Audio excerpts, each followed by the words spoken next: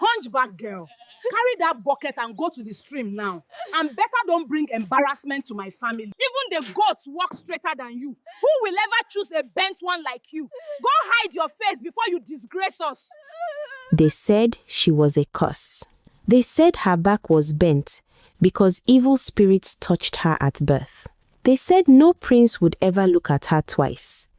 But the day the prince of Umudike saw the hunchback girl at the stream, everything changed. And that was the same day her suffering became worse than ever before. Because sometimes the world does not hate you for being weak. It hates you for being chosen. In the quiet village of Umudike, people believed strange things about children born differently. If a baby came out with a mark, a scar, or a body that did not look straight, the elders would whisper, "The spirits have touched this one." So when a baby girl was born with a heavy curve on her back, the gossip started before she even cried. They did not call her by her real name. Her name was Chisom, which means God is with me, but nobody used that name. They called her the hunchback girl, the bent one, the shadow girl, the misfortune child. Her back curved forward like she was carrying an invisible load. She walked slowly. Her right leg dragged slightly. One arm was weak, but her eyes were bright and soft, like fresh rain on green leaves. Very few people ever looked long enough to notice the beauty in the hunchback girl. Her mother died giving birth to her.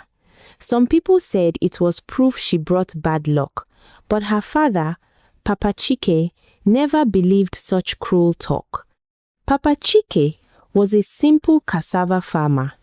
His hands were rough, but his heart was gentle. At night, he would sit with the hunchback girl under the small lantern light. "You are not broken," he would whisper. "The world is the one that is crooked." He called her my little star. For 13 years, Papa Chike protected the hunchback girl from insults. If anyone laughed at her in the market, he would face them boldly. If her back is bent, he would say, "Your heart is worse." But when Chisom turned 13, sickness entered their home quietly. Papa Chike fell ill. The herbs did not work. The prayers did not change anything. One evening, he closed his eyes and never opened them again. At the burial, the hunchback girl stood alone, her bent back shaking as tears rolled down her face. That was when her aunt stepped forward. Her name was Auntie Ifeoma. Ifeoma was Papa Chike's elder sister. Her voice was always sharp and proud. She touched the hunchback girl's shoulder gently and said, "You are family. You will stay with us." For 1 week, she acted kind. Just 1 week. After that, the hunchback girl's life became something else. She was no longer treated like a niece. She became a servant. She woke before sunrise. "Chiso!" Auntie Ifeoma would shout, "Sweep the compound!" The hunchback girl carried heavy buckets of water from the stream. 6 trips every morning. Her bent back carried loads that would make even strong boys complain. She pounded yam until her weak arm trembled. She washed clothes. She scrubbed floors. She fed the goats. Always the goats. She slept in a small shed beside the goat pen. Meanwhile, Auntie Ifeoma's daughter, Adaora, lived like royalty. Adaora was tall, smooth-skinned, and very beautiful. Her hair was always neat. Her wrappers were bright and expensive. And Adaora never missed a chance to humiliate the hunchback girl. One day, Adaora would laugh. "Even the goats will refuse to follow you." If the hunchback girl made a mistake, Adaora would clap mockingly. "See, even her body is tired of itself." Auntie Ifeoma would shake her head. "You are lucky we even allow you stay here," she would say coldly. Years passed like this. The hunchback girl grew quiet, but inside her, strength was growing. One afternoon, royal drums filled the air. Boom, boom, boom. The prince had returned. His name was Prince Obina. He was the only son of the village chief, educated, calm, handsome, well-spoken, and it was time for him to choose a wife.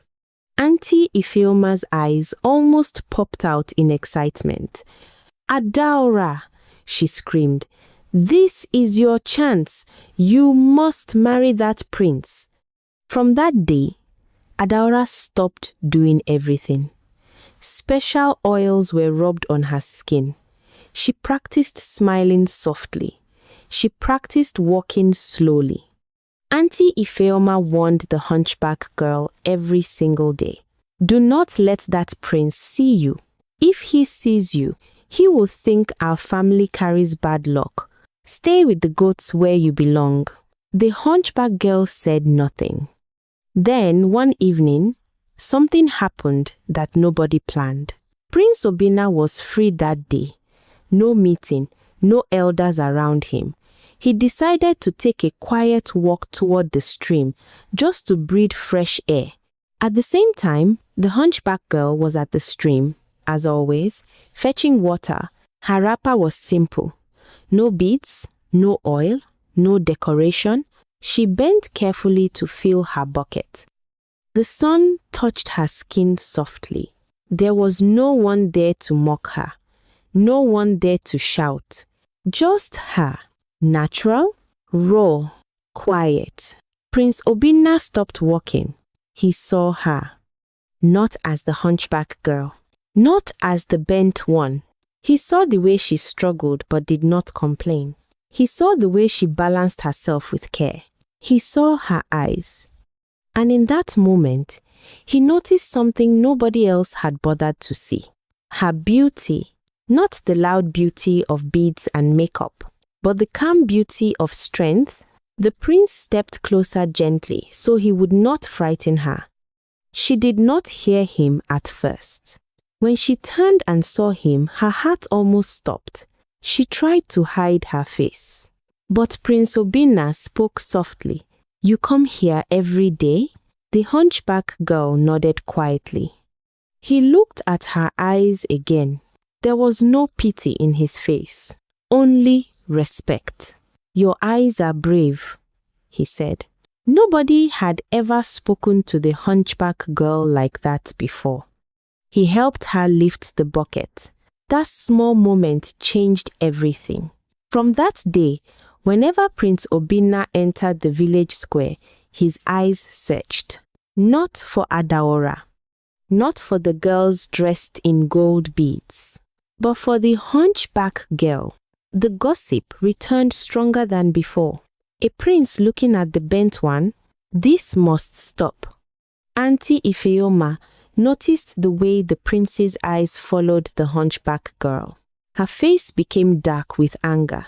The humiliation increased. If the hunchback girl walked past, Adaora would speak loudly so everyone could hear. Some people do not know their level. One afternoon, Auntie Ifeoma slapped the hunchback girl. "Listen carefully," she whispered dangerously. "That prince is for my daughter, not for you." The chores became heavier. The food became smaller. The insults became louder. If you think a prince will choose you, you are dreaming. Look at yourself. You want to compete with Adaora? But the hunchback girl remained quiet. One day, Prince Obina visited their compound with gifts. Kola nuts, drinks, respect. Adaora walked out gracefully, smiling like a queen already. But the prince's eyes moved past her. "Where is Chisom?" he asked calmly.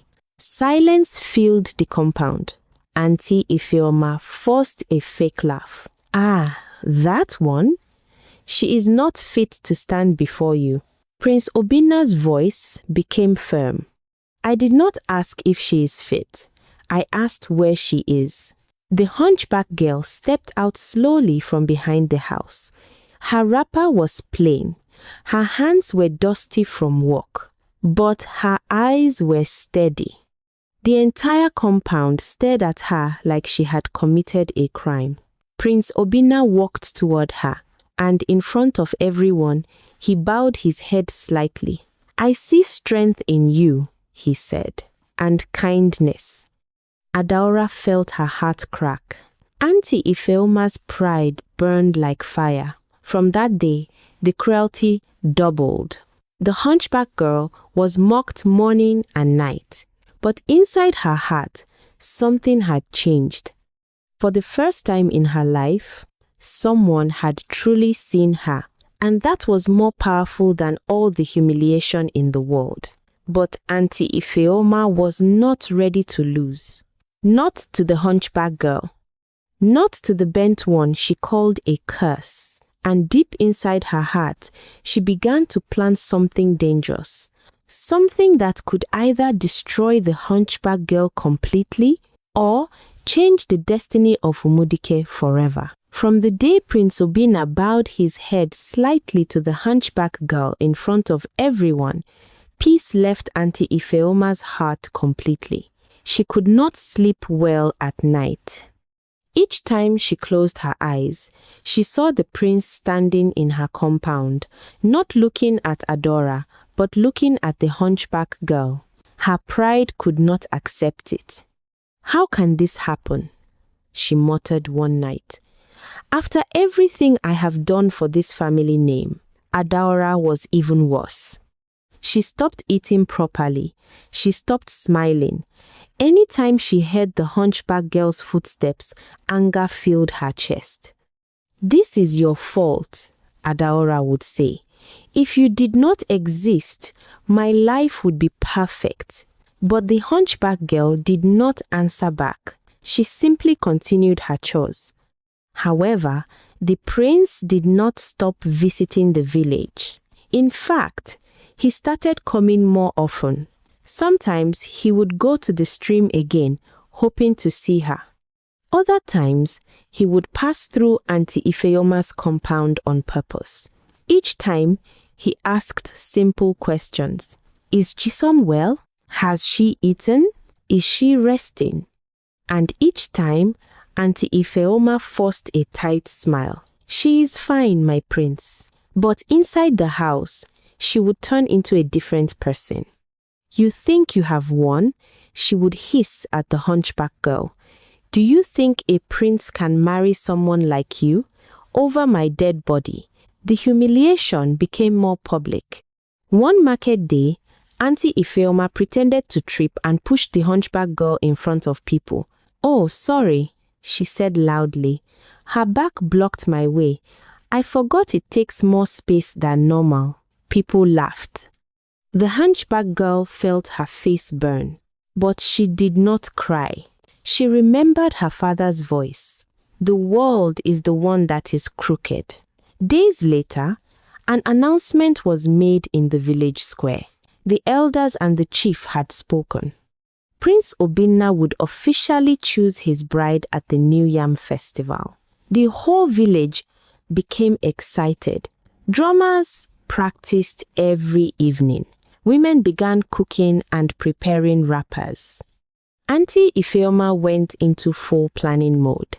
She bought new clothes for Adaora. She invited a woman from another village to style Adaora's hair in a special way. On that day, she told her daughter, "You will shine brighter than the sun. The prince will have no choice."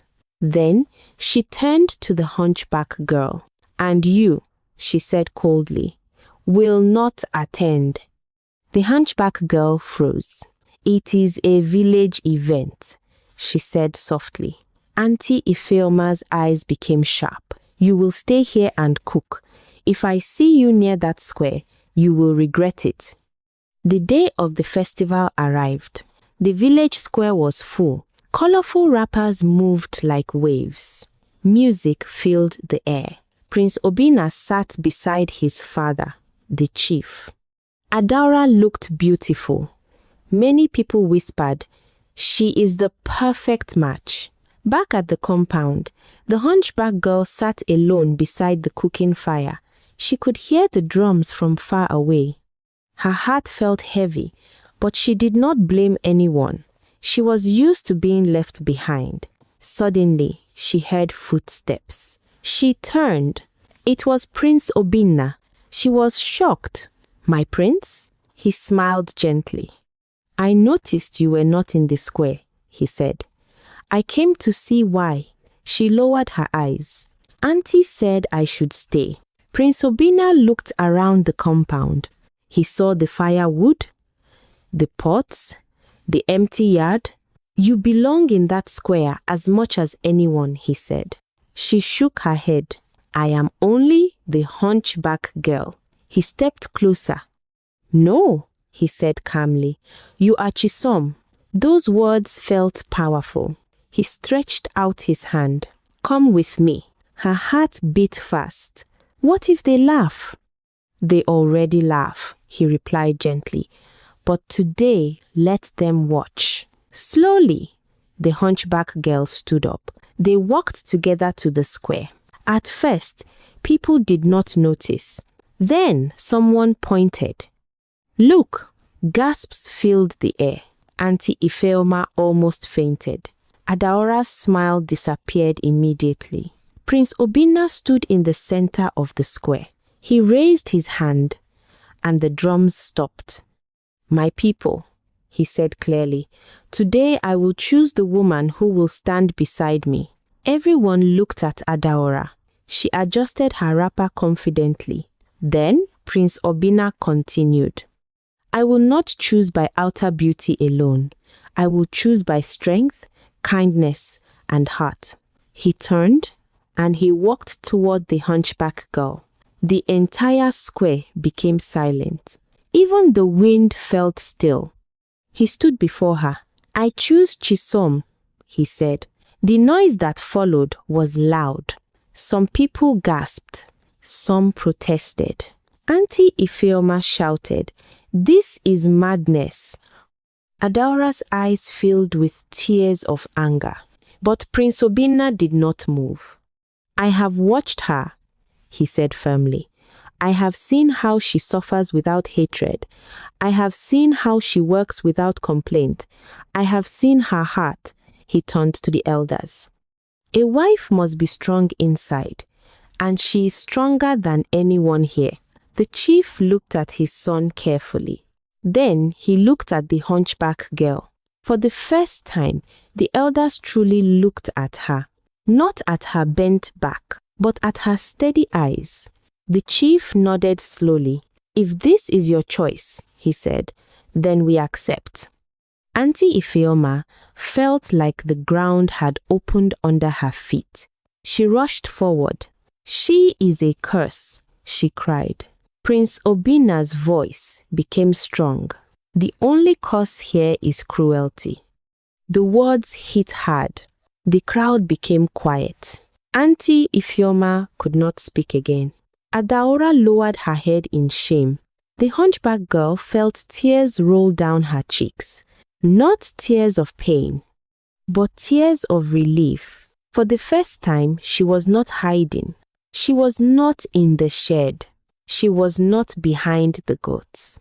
She was standing in the center of the village, chosen, respected, seen. Weeks later, the wedding was celebrated. It was not just a marriage. It was a lesson to the whole village. People who once mocked the hunchback girl now greeted her respectfully. Some even apologized. Auntie Ifeoma became quiet.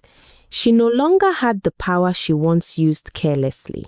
Adaora learned something she had never learned before. Beauty without kindness means nothing. As for Chisom, the hunchback girl, she never allowed pride to enter her heart.